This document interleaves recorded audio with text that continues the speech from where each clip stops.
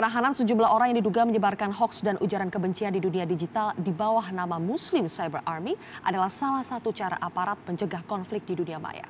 Benarkah ada yang mendanai dan mengorganisir mereka? Atau jangan-jangan mereka sebenarnya bergerak sendiri-sendiri? Kami akan membahasnya lebih dalam bersama dua narasumber yang telah hadir di studio. Yang pertama adalah Ismail Fahmi, analis Big Data Drone Emprit, dan juga juru bicara Humas Mabes Polri, Kombes Pol Selamat Pribadi. Selamat malam Bapak-Bapak. Saya pertama ke Mas Ismail terlebih dahulu. Mas Ismail, ini Drone Emprit jadi memotret percakapan-percakapan yang terjadi di media sosial, khususnya di Twitter ya? Di Twitter. Cara kerja Drone Emprit dalam menemukan percakapan MCA ini seperti apa, Mas? Ya, kita simpel sekali. Kita menggunakan kata kunci MCA, Muslim Cyber Army. Jadi kalau ada dua kata kunci itu, siapapun yang bercakap menyebut nama itu, dalam hitungan kurang dari 1 menit langsung masuk ke server kami, secara hampir real time di situ. Jadi dari situ, kalau memang nama ini muncul sejak 5 tahun yang lalu, pasti ada di dalam sistem kami. Nah, awalnya muncul ini? Nah, awalnya muncul itu saya monitor data, sebenarnya saya punya data dari tahun 2012 sampai sekarang. Percakapan mulai pilkada, pilpres, dan seterusnya saat itu. Tapi saya ambil dari tahun 2016 kemarin. Dari awal saya lihat, saya nggak nemuin itu nama MCA atau Muslim Cyber Army hingga tanggal 13 Desember tahun 2016. 2016 gitu. Nah, munculnya itu kenapa? Nah, di situ nanti ada satu event-event yang menjadi trigger sehingga kenapa ada panggilan umat Islam untuk melakukan jihad cyber. Oke, Mas Ismail, kita sambil melihat grafis ya. Ini juga data yang disediakan oleh Drone Emprit. Ini awal mulai MCA. Nah, ini tanggal 17 sampai 31 Oktober. Saya ambil data ini adalah sebelum ada aksi 4.11. Jadi ini menarik. Apa yang bisa membuat umat Islam itu berbondong-bondong jutaan atau ratusan ribu jutaan itu datang ke Monas untuk melakukan aksi. Di situ kita bisa tahu ini ada akun DPP FPI, ya, kemudian ada akun Habib Rizik Syihab, kemudian ada beberapa akun yang besar seperti Mas Piungan dan yang lain. Dari sini ada dua kelompok kan, kelompok yang pro umat Islam dan satu lagi adalah pro pemerintah di situ. Kenapa dibedakan menjadi demikian? Ini saya nggak membedakan, ini otomatis. Ini saya ambil dari percakapan di Twitter. Kelompok itu adalah karena mereka saling retweet.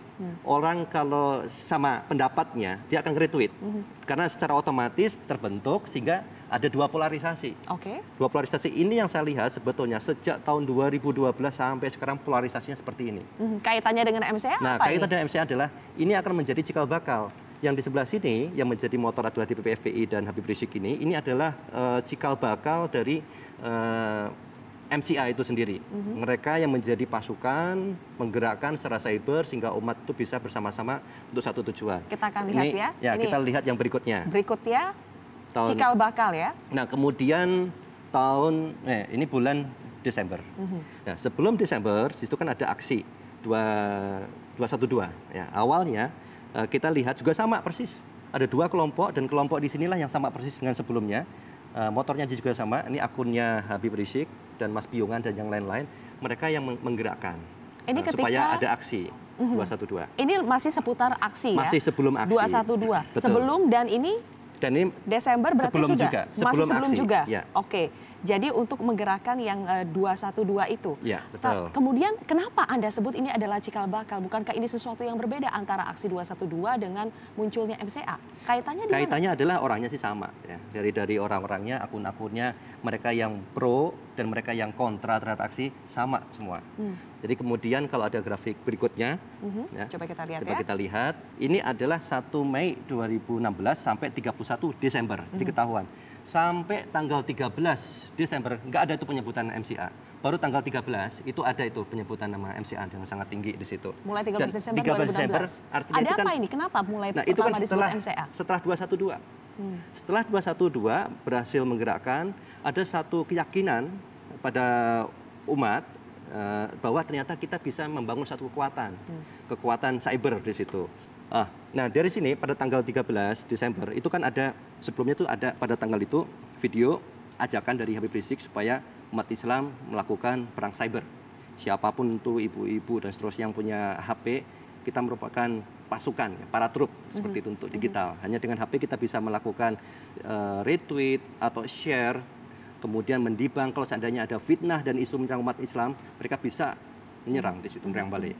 Dan saat itulah kemudian mulai muncul tuh nama Muslim Cyber Army atau MCA. Oke, tapi Pak Slamet, kalau yang Anda lihat, apakah ini berarti memang nama-nama yang tadi sudah disebutkan, akun-akun yang disebutkan, memang kepolisian menemukan apakah ada kaitannya dengan MCK dan dengan para pelaku yang sudah ditangkap sekarang, atau bagaimana sebetulnya? Ya, kalau tidak ada hubungan, kemungkinan tidak mungkin para penyelidik dan penyidik itu melakukan penindakan, melakukan upaya paksa. Tentu mereka itu ditindak karena memang memenuhi unsur pidana dan dugaan keras telah melakukan suatu perbuatan pidana.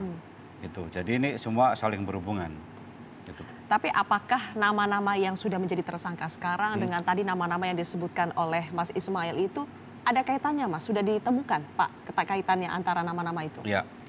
Sebelum kita menangkap, menindak teman-teman yang mengatasnamakan MCA, kita telah terlebih dahulu melakukan penangkapan terhadap kelompok Sarasen. Menurut penyidik, itu antara kelompok Sarasen dengan komunitas MCA ini di udara berkomunikasi. Kita akan lihat lagi ini, Mas Ismail, ini adalah nama MCA mulai digunakan. Nah. Jadi Desember muncul, kemudian semakin eksis itu. Ya, di sini kita lihat nih. Ini hanya bulan Desember. Ya. Menarik. Ini ada sinias Muslim. Ini grafik social network analysis. Semua orang di Twitter yang menyebut nama MCA atau Muslim Cyber Army. Belum banyak, tapi lumayan. Ini yang paling besar, dia itu nge-share video dari Habib Rizik supaya ya tadi saya bilang tadi ajakan untuk melakukan perang cyber, dan itu disambut dengan begitu luas, kelihatan juga di grafik di sini. Gitu. Oke, kita lihat lagi grafis berikutnya. Ya. Ini masih bulan Desember ya? Ini dia. setelah itu, ini menarik nih. Ya, kita coba lihat. Setelah bulan Desember kita masuk bulan Januari, yaitu adalah masa pilkada DKI Jakarta. Ya. Di pilkada itu ada 3 calon, dan di grafik ini saya perlihatkan ini sekitar bulan Februari. Ya. Apa yang terjadi? Ada kelompok di situ yang paling atas, sangat besar, paling besar sebetulnya. Ini adalah yang pro Ahok dan Jarot, pasukannya Ahok dan Jarot. Kemudian sebelah kiri Agus Silvi, sebelah kanan Anies Sandi. Ya. Harusnya kan ada 3, cuma kalau seandainya berperang mereka bertempur hanya 3, tapi enggak. Di sini ada keempat, pasukan keempat. Pasukan keempat inilah pasukan MCA. Yang diserang siapa ini? Nah, ini yang menarik. Di klasternya Ahok itu ada orang yang bertugas selalu menyerang Agus Silvi. Oke. Di sini juga sama, di klasternya Ahok ada yang selalu menyerang Anies Sandi. Nah, dari warnanya saya bisa tahu analisis lebih dalam. Tapi perlu kita ketahuan. klarifikasi, yang dimaksud klaster Ahok bukan berarti orangnya langsung ya, atau klaster AHY bukan berarti AHY-nya langsung, tapi orang-orang yang ya followersnya, fansnya sama, karena mereka kesamaan family-nya di situ. Ya. Nah, yang di sini yang di MCA dia itu hanya selalu menyerang Ahok saja. Jadi asbak lah istilahnya, asal bukan Ahok. Dia menyerang saja. Tidak pernah menyerang ke sini ya? Tidak pernah menyerang ke kiri dan kanan. Dan juga ya MCA tidak pernah mempromosikan. Ya, ini yang saya tahu, dia nggak pernah mempromosikan, oke pilih Agus Silvi atau pilih Anies Sandi, enggak. Yang penting serang aja. Itu. Sementara yang Agus Silvi di sini dia mempromosikan dia sendiri, Anies Sandi mempromosikan dia sendiri, dan Ahok harus melawan juga serangan dari MCA plus mempromosikan Ahok. Jadi ini sebetulnya kerjaan luar biasa. Tim yang sangat hebat saya akui, ya, timnya Ahok di situ. Bisa melawan dari semua front plus harus mempromosikan diri sendiri. Baik, ini jejak keyword MCA dalam Pilkada DKI Jakarta. Ini persis analisis para penyidik kita. Memang Pilkada DKI itu memberikan inspirasi bagi MCA ini. Itu sekarang ini. Dan ini akan diprediksi oleh kepolisian bahwa model-model seperti ini akan terus berkepanjangan sampai Pilkada serentak. Sejauh ini Pak, jadi kelompok MCA ini adalah kelompok yang terorganisir atau terpecah-pecah sebetulnya? Berjalan masing-masing? Kelompok yang terorganisir tapi tidak terlalu struktural.